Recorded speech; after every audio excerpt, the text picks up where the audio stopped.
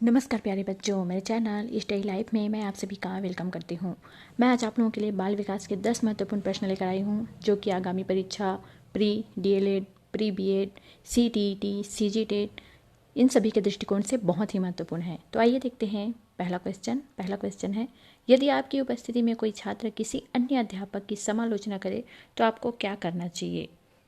यदि आपकी उपस्थिति में आप उपस्थित हैं और कोई छात्र है वो दूसरे अध्यापक की समालोचना कर रहा है, समालोचना मतलब निंदा कर रहा है, तो आपको क्या करना चाहिए। आपको चुप रहना चाहिए, बिल्कुल चुप नहीं रहना है भाई। आपको छात्र को यह परामर्श देना चाहिए कि वह इस बुरी आदत को छोड़ दे। यदि उस अध्यापक से आपका संबंध अच्छा ना हो तो आपको उस छात्र को उस अध्यापक की समालोचना करने हेतु प्रोत्साहित करना चाहिए। बिल्कुल प्रोत्साहित नहीं करना है भाई समालोचना करने के लिए। यदि वह अध्यापक आपका मित्र हो तो आपको इस शिक्षकों को सूचित कर देना चाहिए। शिक्षकों को भी सूचित नहीं करना है, हमें छात्र को यह परामर्श देना है कि वह इस अपनी बुरी आदत को छोड़ दे। तो इसका राइट आंसर रहेगा ऑप्शन बी।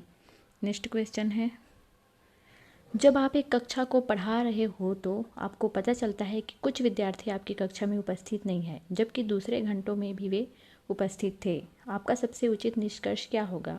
आप एक कक्षा को पढ़ा रहे होते हैं तो आपको पता चलता होता है कि कुछ विद्यार्थी आपकी कक्षा में उपस्थित नहीं है जबकि दूसरे पीरियड में वो उपस्थित थे। तो आपका निष्कर्ष क्या होगा। विद्यार्थी शरारती हैं, मैं उनके साथ नर्म हूँ, मेरे शिक्षण में कुछ त्रुटि है, विद्यार्थी बुद्धिहीन है। तो विद्यार्थी शरारती है, हम ऐसा नहीं कह सकते। मैं उनके साथ नर्म हूँ, हमारा ये निष्कर्ष भी नहीं निकलेगा। विद्यार्थी बुद्धिहीन है, नहीं, हम ऐसा भी नहीं कह सकते।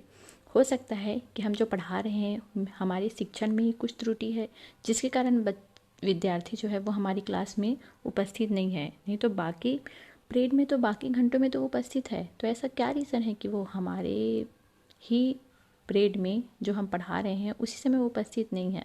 तो हमारे शिक्षण में कुछ त्रुटि है, इसीलिए बच्चा जो है उस समय उपस्थित नहीं है। तो इसका राइट आंसर रहेगा ऑप्शन सी। नेक्स्ट क्वेश्चन है, मान लीजिए आपकी कक्षा में एक छात्र निरंतर अनुपस्थित चल रहा है, ऐसी स्थिति में आप क्या करेंगे। ऐसा तो नहीं होता कि सभी विद्यार्थी पूरे के पूरे आएँ। कोई विद्यार्थी जो है उसका कुछ रीज़न हो सकता है कि वो क्यों नहीं आ रहा है। तो ऐसी स्थिति में आप क्या करेंगे। एक छात्र जो है वो नहीं आ रहा है, बहुत दिनों से वो अनुपस्थित है, अब्सेंट है, तो आप क्या करेंगे। आप उक्त छात्र की रिपोर्ट प्रधानाचार्य से करेंगे। आप उक्त छात्र के घर के निकट रहने वाले छात्र से घर का पता लेंगे और उसके माता पिता से संपर्क करेंगे।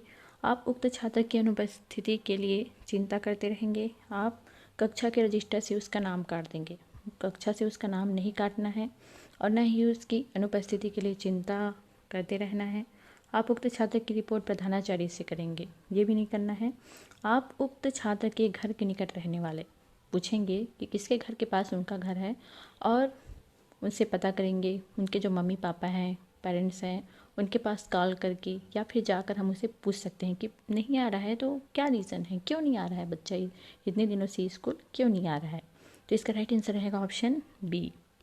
नेक्स्ट क्वेश्चन है, यदि आपकी कक्षा में छात्र छात्रा की समस्या है तो आपकी इसके प्रति क्या प्रतिक्रिया होगी।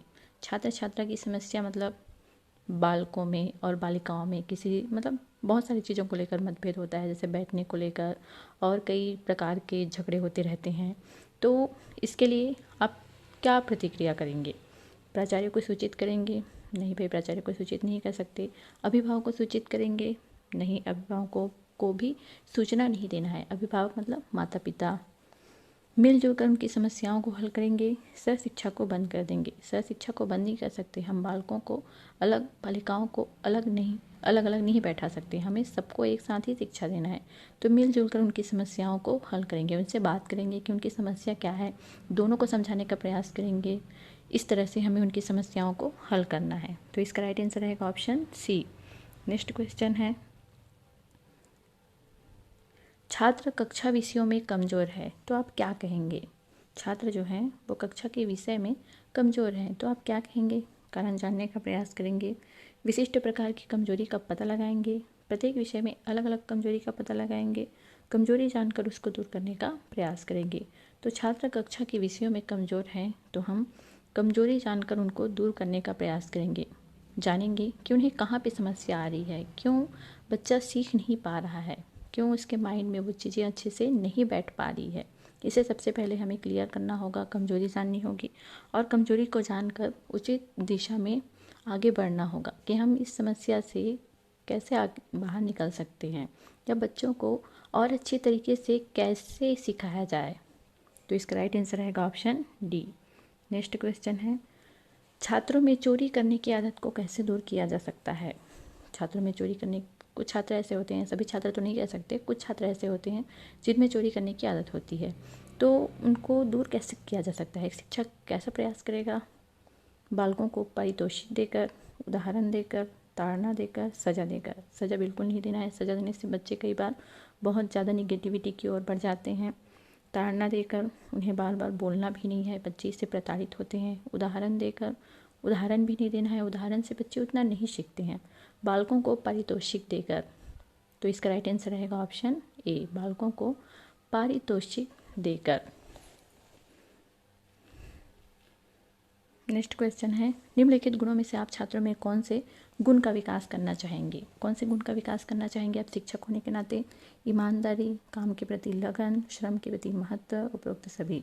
तो बच्चों में ईमानदारी का गुण भी हम विकसित करेंगे, काम के प्रति लगन, कोई भी काम कर रहे हैं बच्चे, पढ़ाई में ही, पढ़ाई से रिलेटेड है तो इसके प्रति बच्चों की लगन होनी चाहिए, वो हम उनको सिखाएंगे।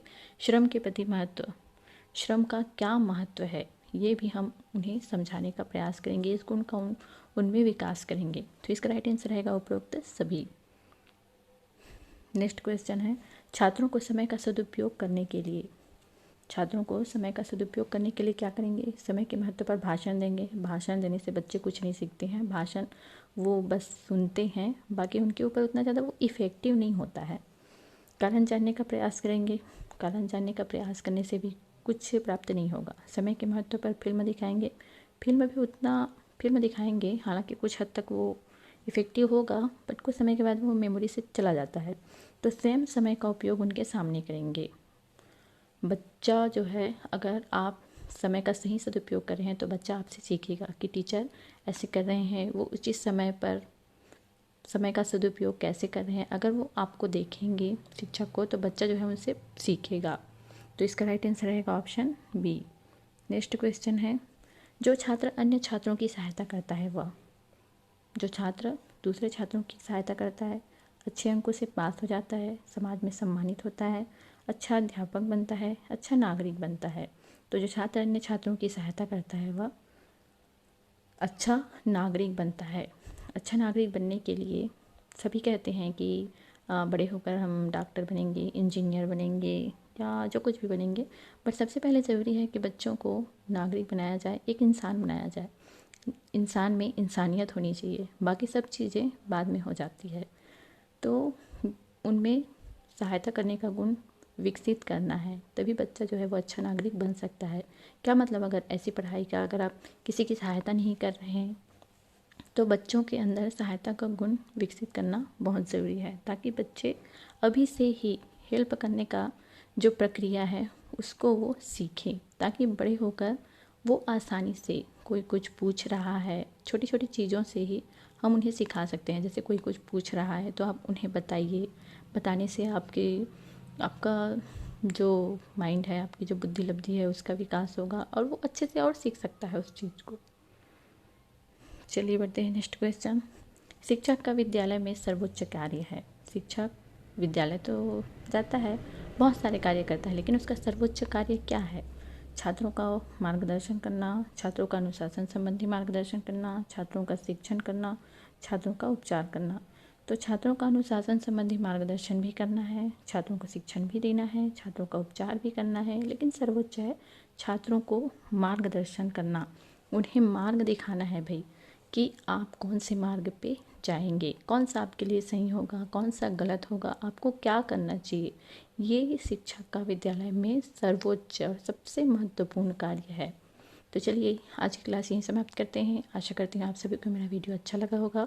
स्टडी टेक क्लास से जुड़े रहने के लिए मेरे चैनल को सब्सक्राइब करें, वीडियो को लाइक और शेयर करना ना भूलें। धन्यवाद।